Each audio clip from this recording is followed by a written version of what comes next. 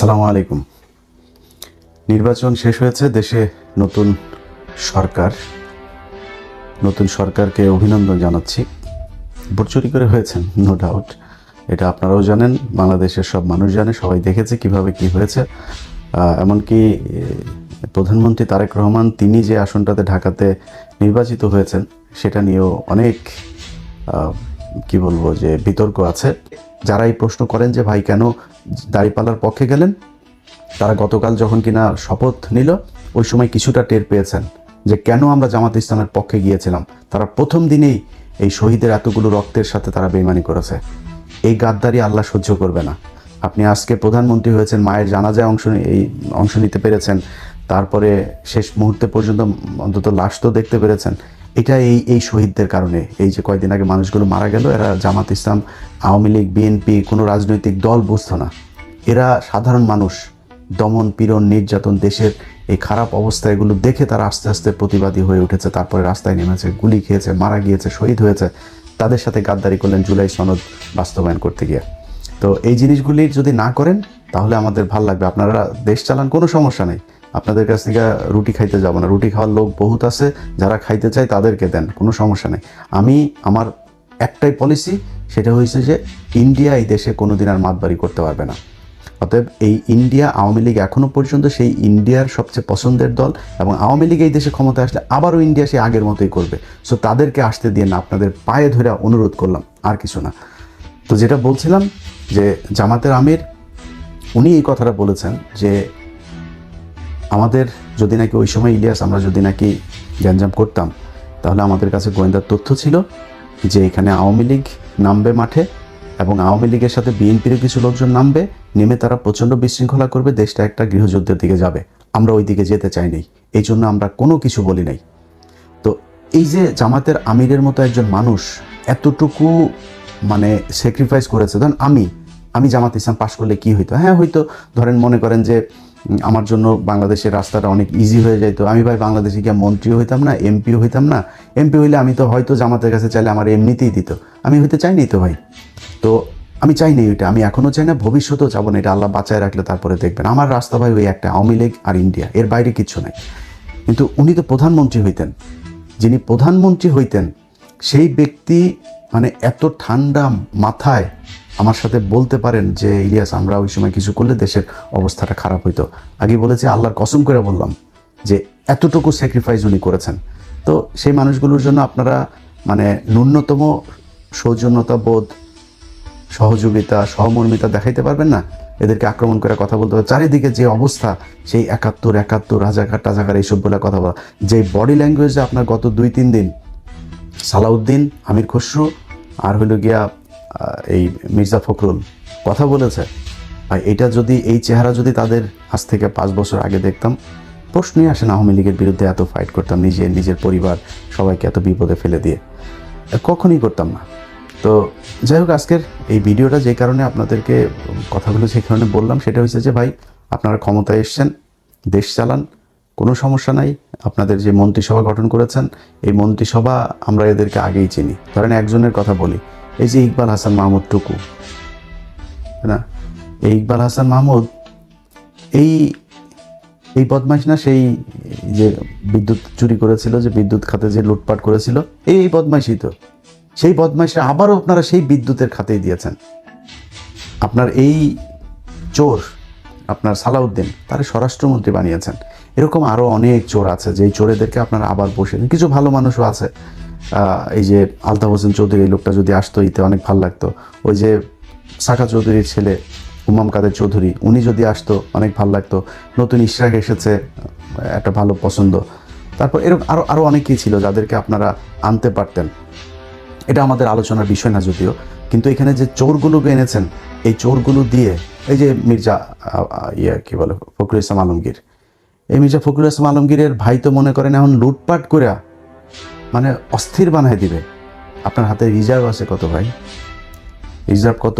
Doctor Yunus তো তেনা তুনা পেঁচায়া, আকুর বিল বাকি, আদানির বিল বাকি, বিশ্বব্যাংকের বাকি, কিস্তি বাকি, IMF-এর কিস্তি বাকি, বিভিন্ন বাকিটা কী করে শেষের দিকে এসে আমরা $29 বিলিয়ন রেখে গেলাম। এই $29 বিলিয়ন ভাই, এই রোজার পরই অবস্থাটা দেখেন না, অলরেডি ডলারের দাম ঊর্ধ্বমুখী।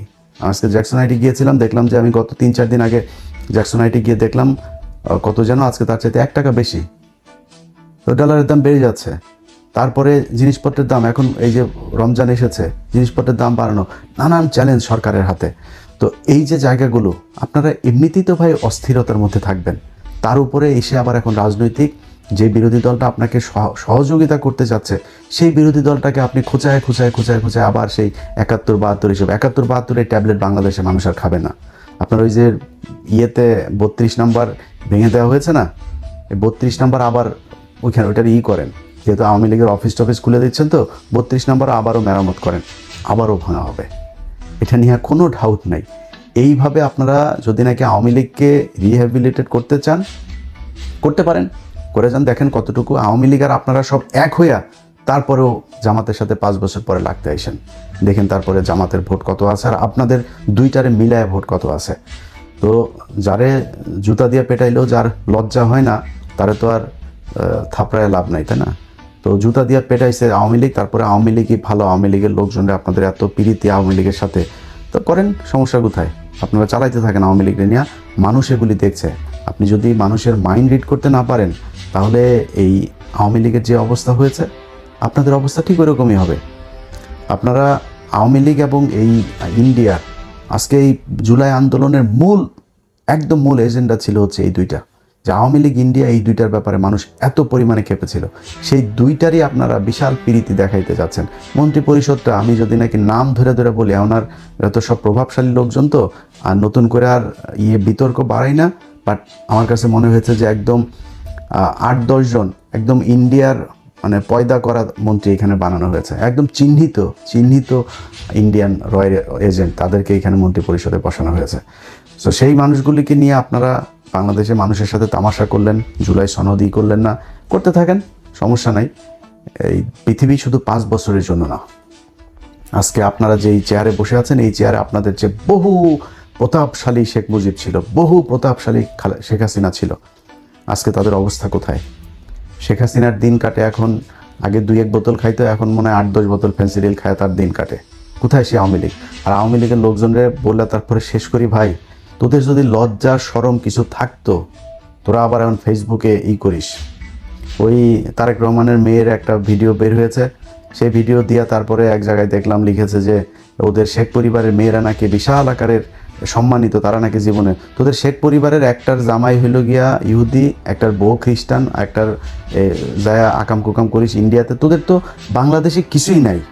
তারেক রহমানের মেয়ে কোন গানে গিয়ে বন্ধু বান্ধবীর সাথে পড়াশোনা করে সেখানে গিয়ে এসে ফান করেছে, সেটা তো বহুত ছোট জিনিস। তারেক রহমানের তো আর তার মেয়েরে তো আর ওই লন্ডনে তো আর ফেলে দিয়ে আসে না আরেকজনের সাথে, ওরা এটা নিয়ে করে। ওদের যদি লজ্জা শরম কোনো কিছু যদি থাকতো, ওদের যেভাবে জুতায়া বাংলাদেশের মানুষ পাঠিয়েছে, ওরা এতদিন অন্তত মানে পায়ে ধরে হাতে ধরে মাপ চাইতো যে ঠিক আছে আমরা যা ভুল করেছি আর ভুল করবো না। ওরা আবার ঘাট তারাম করে এখনও ভাব মারে, ওরা আবার নাকি নেয় করে তারপরে পোক্ত হয়ে বাংলাদেশের রাজনীতি শুরু করবে। তোরা আয়, তোদের জন্য তুই মনে করিস না যে এই বিএনপি তোদেরকে সাপোর্ট দিয়ে রাখবে আর বাংলাদেশের মানুষ সব মারা গিয়েছে? এত মারা যায়নি তো। এই জামাত শিবির আজকে যে অবস্থানে আছে না, এর চেয়ে আরও ভয়ঙ্কর, খুব ভার্নারেবল একটা পজিশনে থেকেও কিন্তু তারা এই দেশে ফাইট করেছে, পালায় যায়নি কেউ, রাজনীতি করেছে এই দেশে। এখন তো তাদের অবস্থা অনেক ভালো, চাইলেই উপরায় ফেলা যাবে না, একদম নিষিদ্ধ করে এগুলি করে যাবেন।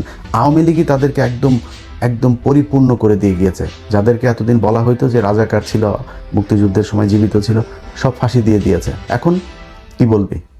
এখন এদেরকে রাজাকার বলবি, এদেরকে ফাঁসি দিবে, এদের বিচারের আওতায় আনবি, কিনে আনবি? চাঁদাবাজিও করে না, ধান্দাবাজি করে না, টেন্ডারবাজি করে না, মানুষের মেয়ে মানুষের দেখলে ইপটিজিং করে না, কিছুই করে না। তো তাদেরকে তুই নিবি কেমনে? আবার এই হাসিনার মতো ওই যে ইন্ডিয়ারে নিয়ে তারপর ওইভাবে, ওইটা অত ইজি হবে না বিষয়টা। এটা করতে আসলে সেই পরিস্থিতি কি হয় সেটা বাংলাদেশের মানুষ দেখিয়েছে জুলাই মাসে। যদি এরকম পরিস্থিতি আবার আসে, এই দেশের মানুষ আবারও রক্ত দেবে। রক্ত দিলে আমার মনে হয় যেই ভুল করেছে, যেই চোর বাটপার, আন্তর্জাতিক ন্যাশনাল সব চোর বাটপারদেরকে বসাইছিল, ওরকম চোর বাটপার ইনশাল্লাহ আর বসবে না। একদম শুরু থেকে মানুষ বুঝবে। আমরাও মানে ওই খোলা পানিকে আমরা ওই যে দই মনে করেছিলাম, চুন দেখে আমরা দই মনে করেছিলাম, ওইটারে মনে করে তারপরে সবার কত প্রশংসা। আমি নিজেই বলেছি এই ইউনুসকে 20 বছর চাই ভাই। প্রতিটা উপদেশটা চুরি করতে করতে দেশটার একদম ধ্বংস করে দিয়ে গিয়েছে।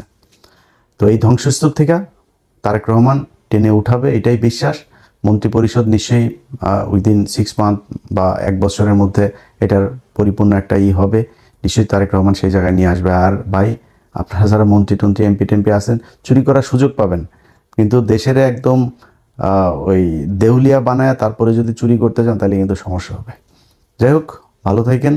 আপনাদের কাছে বিচার দিয়ে রাখলাম, যারা বাংলাদেশে বিএনপি করেন ভাই, আপনাদের কেন্দ্রীয় নেতারা সোল্ড হইতে পারে। আপনারা বিশাল বড় দল, আপনাদের এই দলে অনেক মানুষ আছে এবং এই দলের বেশিরভাগ মানুষই ভারত বিরোধী, আওয়ামী লীগ বিরোধী।